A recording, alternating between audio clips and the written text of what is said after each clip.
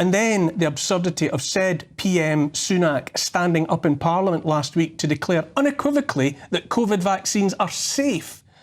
More and more, the absurdity is obvious, like the grin on the Cheshire cat that won't go away. In Canada, a federal judge ruled last week that Prime Minister Justin Trudeau's use of the Emergencies Act to crush the Freedom Convoy protests by the country's truckers was unreasonable and violated charter rights. Undaunted and unashamed, Trudeau's government is appealing the decision. Canadian author Regina Watteau has published a new book, Fissman's Fraud, detailing the crime committed against the Canadian people when what she calls hate science, exploiting imaginary data and excluding real-world data, was used to invert reality and to demonise and destroy those who chose not to receive the experimental gene therapies. She details how mainstream media and academic institutions conspired to make impossible the lives of those disinclined to risk the shots, and so emboldened the Canadian government to freeze the bank accounts of those taking part in or supporting the truckers' protests, even to throw them in jail. The truth is out there, and yet those responsible remain in place, moving on to the next absurdity. It won't be long before the guilty exonerate themselves of all blame by declaring none of it actually happened. I kid you not. Canada is the country in which a real-life Nazi was, just last year, treated to a standing ovation in that country's parliament, applauded by Justin Trudeau and the rest of the parliamentarians for his efforts to fight the Russians, our allies, without whom Nazism would have conquered the world. Beyond absurd, utterly shameful, and yet consequences for Trudeau were there none. And from Panama to Canada, I'm joined now by journalist David Crayden to contemplate what's been happening in legal terms in a court in Ottawa in relation to the truckers' protest. Thank you so much for joining us. Can you just bring us up to date with exactly what has happened and what the consequences will be, if any, for Justin Trudeau's parliamentarians? Well, Neil, you've been talking about absurdity today, and that's really what describes this entire incident of Justin Trudeau, Prime Minister Justin Trudeau, invoking the Emergencies Act to brutally suppress the Freedom Convoy protest in Ottawa. And by the time it was almost exactly 2 years ago, on February 14th, Justin Trudeau invoked the Emergencies Act, which had never been used before. It was a piece of legislation that replaced the old War Measures Act, which had been defunct for some years. This legislation was approved during the Brian Mulroney years as a replacement. So it had never been used, and the intent was only to use this legislation in the event of a real emergency. So Trudeau used this. And February 14th, the irony of that, of course, being Valentine's Day, he used this to suppress this protest, this completely peaceful protest. And on January 23rd, federal court judge Richard Mosley ruled that Trudeau's decision to do that was unreasonable, was unjustified, and was unconstitutional. And he should never have done it. He had no reason to do it, and he knew he had no reason to do it. And there's another story that is growing as I speak right now, that it's concomitant with this ruling, is the evidence, the overwhelming evidence now that Justin Trudeau faked his own emergency. Yeah. He faked the intelligence. It was all fabricated intelligence based on a group calling itself the Canadian Anti-Hate Network, which calls itself a non-government organization, but is in fact financed by the federal government. So what they did was say that there were white supremacists and Nazis behind the Freedom Convoy. And this was all based on a single podcaster named Jeremy McKenzie, who then asked to see the documents relating to him being some kind of white supremacist or far-right nationalist. And through the Access to Information Act in Canada, he received those documents. And it revealed that the federal government was taking all of its information from this Canadian anti-hate network, of which I've been targeted myself for participating in the 1 million person march. And that's actually the last time I was on your program, Neil, was to discuss that 1 million person march. But because I was at that event, the Canadian anti-hate network targeted me for being there. This is not a credible organization.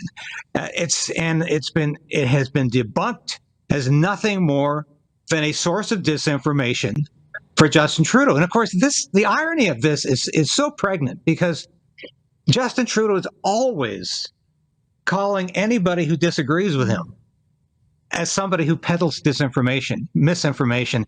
And he's even beginning to use that term that's come to currency in the UK, malinformation. Yes. So anything he doesn't like to hear. And of course, like the UK, Canada is on the verge of passing legislation or introducing legislation called the Online Safety Act. And you know what that is. It's going to effectively ban disinformation, misinformation, and malinformation without even defining it. Now, so what has David, happened here? David, can I just jump in there? Last week, I became aware of a new book by Regina Wattil about alleging hate science and suggesting that data was modelled and falsified to invert reality in Canada, to make the COVID a problem of the unvaccinated, when the official suppressed data actually showed that it was people who had been jabbed who were suffering from COVID. And so there seems to be a running theme here of deliberate use of, falsity to prosecute a government agenda. Yes, I actually interviewed Regina this week after seeing her on another broadcast, which I frequently go on, because I was so fascinated by this book, which I immediately obtained actually through Regina, sent me a copy. And I read the thing as quickly as I could before I interviewed her. And it is absolutely shocking, because this is the sort of study that wouldn't pass muster in high school. But this was approved by the University of Toronto and by the federal government that entirely funded it. And what is frightening about this is that we have a federal government in Canada that creates its own science, that creates its own evidence, that creates its own information to justify its authoritarian actions. So in this case, we had a study to prove that the unvaccinated were evil people. That don't hang around with those unvaccinated people. Don't let them go into the airports. Don't let them travel. Don't let them go to work. David, just let me bring in my studio guest here as well. Jasmine, we were talking about absurdity at the top of the show.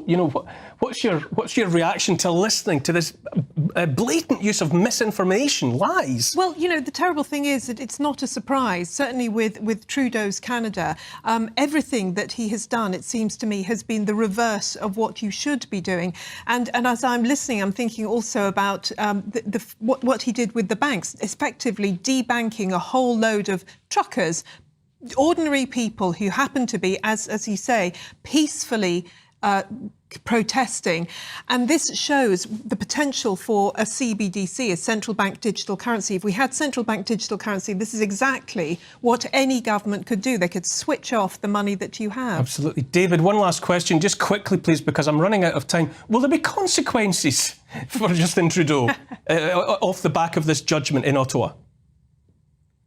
I highly doubt it, with the exception, I hope, of electoral consequences, meaning his defeat in the next election. But in terms of him being sent to jail, of him being charged with any crime, absolutely not. He will walk away from this like he's walked away from every other scandal. He will continue to call his enemies racist and misogynist. And he should have been charged for freezing people's bank accounts. And it wasn't just truckers who had their bank accounts frozen.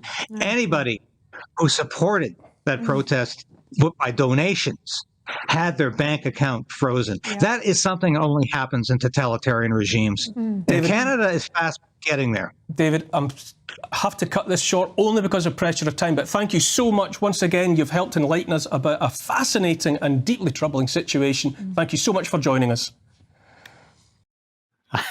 Hi, this is David Crayden from Crayden's Right and Stand on Guard. Join the resistance. Resolve to resist. Become a member of this station. I've been practicing journalism in one form or another for over 30 years. I've worked in print, radio, and television for a lot of prestigious publications and media outlets. I was an Armed Forces Public Affairs officer. I worked on Parliament Hill. I know how Ottawa works, and I know how corrupt federal government can be. But you can play a part in opposing Justin Trudeau's government and Justin Trudeau's plans for Canada. You can become a part of the Crayden's Right resistance. Now, I urge you today, please support this station in any way you can. Ring that bell, subscribe, because that ensures you're at least going to continue to be able to watch these episodes. You'll beat the algorithm. But more importantly, I need your financial support. I hate to ask, but that's what I'm doing. I made a decision to pursue independent media because I believed it was the best possible route for me to take as a journalist and as a concerned citizen of Canada. So you can become a part of that. And at only $5, you can become a part of that on YouTube, on Substack, and with Buy Me a Coffee, a one-time donation. But I need your support. And from the bottom of my heart, I thank you. If you've already done that, if you're already supporting the station, thank you. But if you haven't, make that decision today